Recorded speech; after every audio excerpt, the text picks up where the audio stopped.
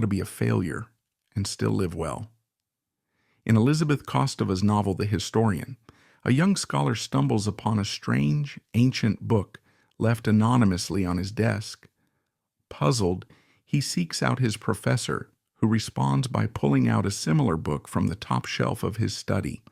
That book, the professor reveals, is where he keeps his failures, the projects he'd rather forget but can never quite escape. It's a vivid metaphor for how many of us deal with our own setbacks. We push them aside, hidden but ever present, shaping our sense of self even as we try to ignore them. Loss, like failure, is something we'd rather avoid, yet it remains an inevitable part of a life. It reminds us of the impermanence of our existence and the limits of our control. Whether it's the end of a relationship, the passing of a loved one, or the gradual effects of aging, loss challenges our belief that life is entirely within our grasp. But by confronting it, instead of resisting, we can discover new ways to appreciate the fleeting, fragile beauty of our connections and experiences. In this summary, you'll learn how society's obsession with work, success, and control often leads to a shallow definition of fulfillment. By examining failure and loss, you'll discover the possibility of living more meaningfully. This perspective will shift your focus from chasing material success to valuing relationships, creativity, and community. You'll also find inspiration to rethink what it means to live well, even in the face of life's inevitable challenges. On a routine commute between Oxford and London, the author, Beverly Clack, once spotted a striking piece of graffiti. Written on a farmer's fence in bold 3-meter-high letters were the words, "Why do I do this every day?" For Clack, it encapsulated the frustrations of modern work and life, the relentless grind, the societal expectations, and the deeper, often unasked questions about meaning and fulfillment, and what it truly means to live well. The question invites us to think about why so much of modern life is dominated by work. Is work really the path to a meaningful, fulfilled life, or is it just what society expects of us? Neoliberalism promotes the idea that we're primarily economic units, with success measured by productivity, wealth, and personal responsibility. While this perspective might seem empowering, it often leads to stress, blurs the boundaries between work and personal life, and leaves many feeling trapped. The intrusion of work into personal time is reinforced by technology that keeps us constantly connected. Rising job insecurity and low wages only increase this strain, contributing to widespread stress, anxiety, and burnout. At the same time, society's obsession with material success, possessing the ideal home, achieving the desired career, and demonstrating financial success can feel hollow, especially when failure is framed as a personal flaw rather than a result of structural inequalities. Despite these pervasive pressures, there are ways to rethink fulfillment. The political theorist Hannah Arendt suggests that meaningful lives emerge from actions and connections that go beyond work. These include activities like conversations, creative projects, or community engagement, things that foster enduring relationships and purpose. Philosophers like Matthew Crawford and Richard Sennett also recommend focusing on craftsmanship and attentiveness. Whether it's carefully repairing something or honing a craft purely for the joy of it, these practices shift your focus from achievement to the satisfaction of the process itself. Instead of pursuing an unrelenting quest for success, you might find more meaning by embracing your interconnectedness with others in the world. Sometimes stepping back and asking, why, is the first step toward a better way of living. The question of whether or not to have children can trigger a flood of emotions, especially when motherhood is a sensitive, unfulfilled hope. For some, it's not just a casual question. It serves as a painful reminder of what's missing. Even worse, it can seem to encapsulate society's ideas of what it means to be a real woman. Comments implying that being a mother completes a woman don't help. They reinforce the idea that failing to have children means failing as a woman. When you look closer, these pressures reveal something deeper, a societal anxiety about control, mortality, and unpredictability.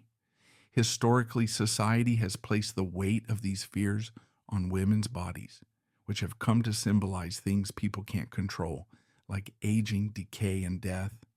Society's fixation on beauty makes aging particularly difficult for women.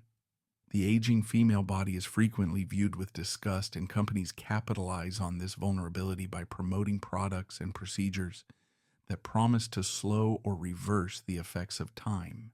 Of course, no one can stop the process of aging. Despite this, for women, aging is often unfairly framed as a personal failing rather than an inevitable process. But these pressures point to a larger truth. Loss is a fundamental part of life, and resisting it can create a false sense of failure. Aging, childlessness, or other unmet expectations are often framed as shortcomings, but they're simply part of the human experience.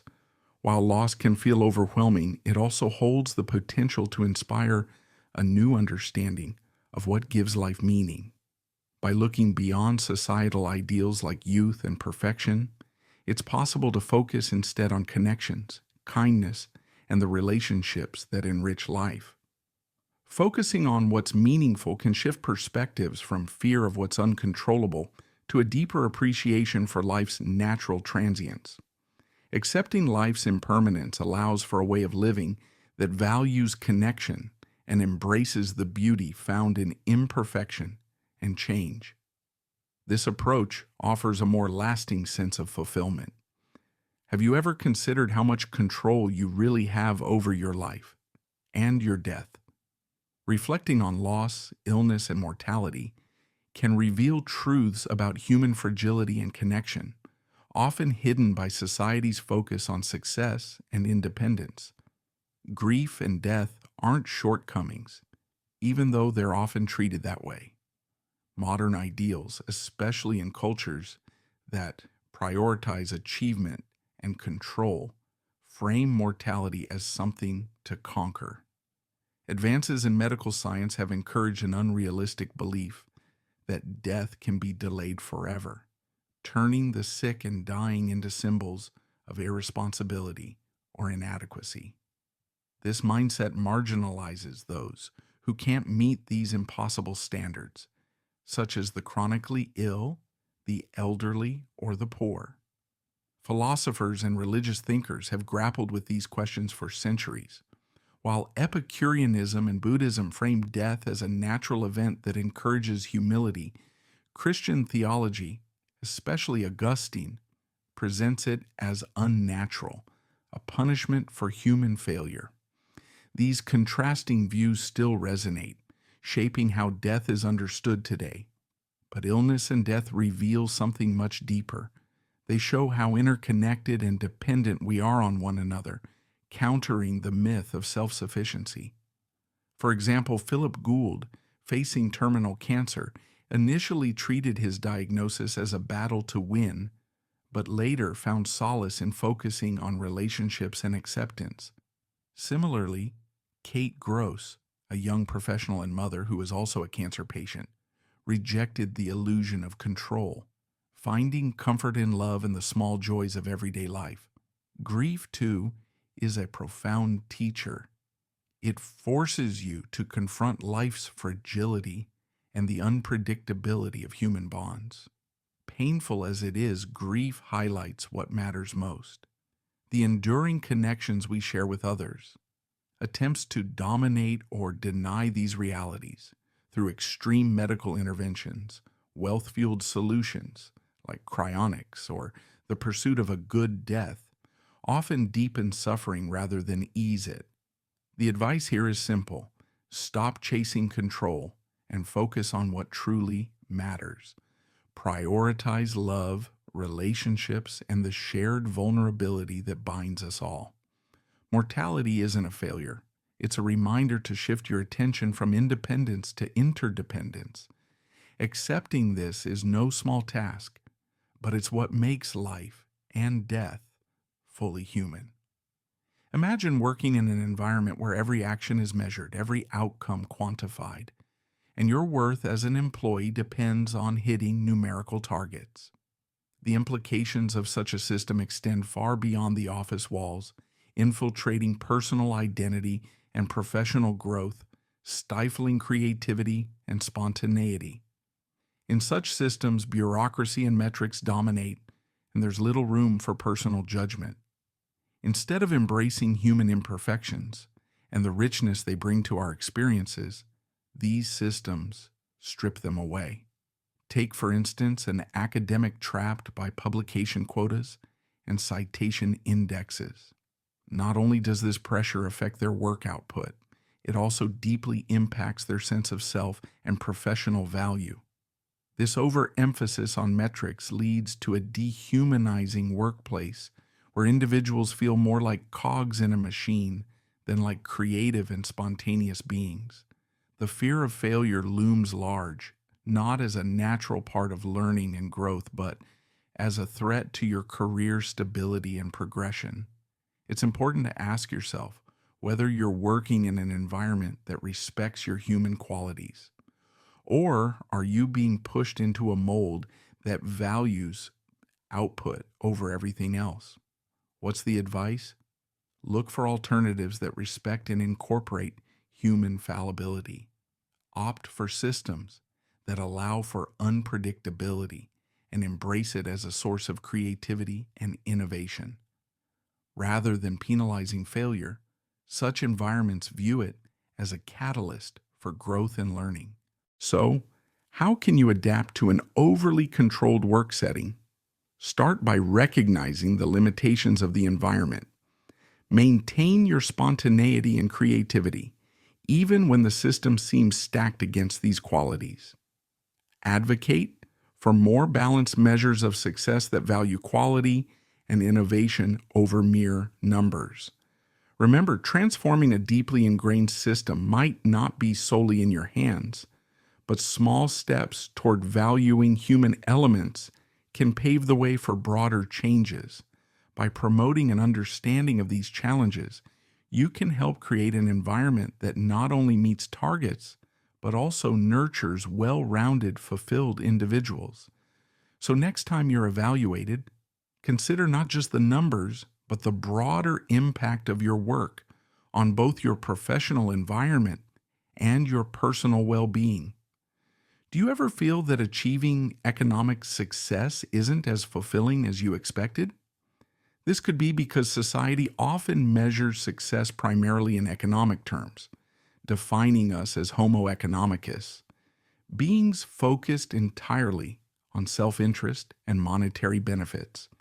But what if our true fulfillment comes from something deeper? What if we are actually Homo religiosus, a term drawing from theological and philosophical roots that suggests that our fulfillment stems from our relationships and spiritual connections, not just our financial status? This redefinition prompts us to examine how personal crises and wider social challenges can shift our focus toward more meaningful community engagement.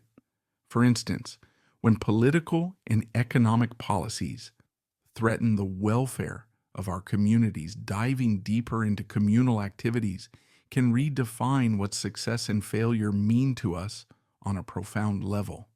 Philosophers like Friedrich Nietzsche and Julia Kristeva provide further depth to this discussion. Nietzsche challenges the superficial pursuit of success, advocating for a more profound existential satisfaction that surpasses mere economic achievements. Kristeva adds that our identities and well-being are intricately tied to our relationships, emphasizing that true fulfillment arises from our interconnectedness and the shared human experience of vulnerability. When reassessing what fulfillment means to you, think about how your efforts contribute not just to personal gain, but also to the welfare of others. Engaging more deeply with your community can enrich your life, offering a sense of connection and purpose that surpasses the rewards of economic success alone. Ask yourself, am I merely surviving as Homo economicus, or truly thriving as Homo religiosus, nurturing meaningful relationships and a strong community bond? We can always redefine what it means to live well, embracing a life that balances economic needs with the richness of deep human connections. Imagine driving through Death Valley. You feel an overwhelming sense of stillness and indifference in the desert. Looking out at the vast expanse, you realize that the land is completely unconcerned with you, your worries, or your achievements.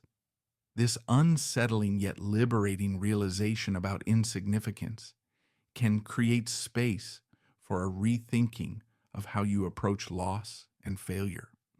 You're bound to face losses and setbacks in life. They're part of being human.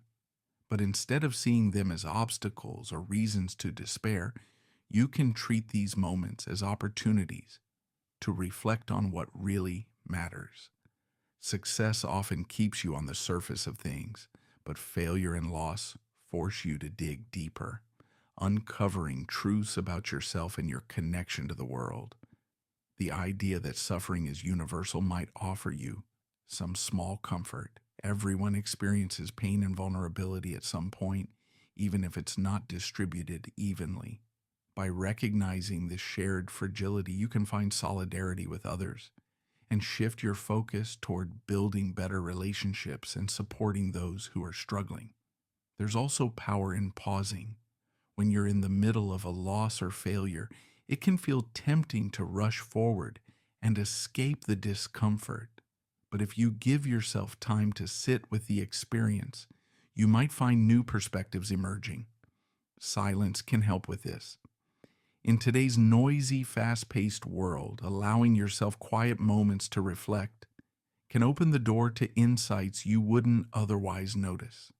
Sometimes reconnecting with nature or the everyday world can help you process loss and failure.